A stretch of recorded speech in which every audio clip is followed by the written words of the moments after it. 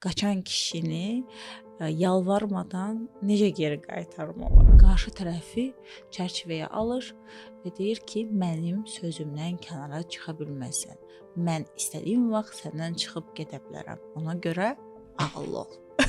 Yəni sən əgər bir münasibətdə üzülməyəcəksənsə, kədərlənməyəcəksənsə, qəzəblənməyəcəksənsə, qarşı tərəflə real bir bağ da qurmayacaqsan. Uşaqlıqda yaşadığımız travmalar, hər şeyin bir təsiri var ki, biz gəlib bu dəyərsizliyə çıxırıq. Taktikalarla münasibət qurmaq doğrudurmu?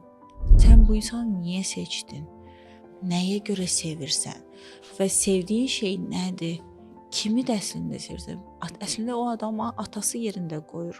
Ata və bala münasibəti var. Buna niyə ehtiyac duyasan ki, sən birini özünə sevdirməyə çalışasan? Ondansa sən duyğularının tanımını etməyin daha çox önəmlidir. Yəni özünün öz duyğularının fərqində olub ona uyğun davranman daha önəmlidir. Mən elə sevgimi elə göstərmək istəyirəm ki, sonradan o özünü bir şey sanmasın da, boynumda, çiynimdə oturub ayaqlarını sallamasın deyə. Ona görə mən özümü ifadə etmirəm, göstərmirəm ona çox sevdiyimi. Yaxşı ola bilərsən, pis tərəfin ola bilər, amma sevilirsinizsə, bax bu yaxşılarla, pislərlə sevilməlisən. Sən sənə zərərli belə insanlara necə sərhəd qoyursan?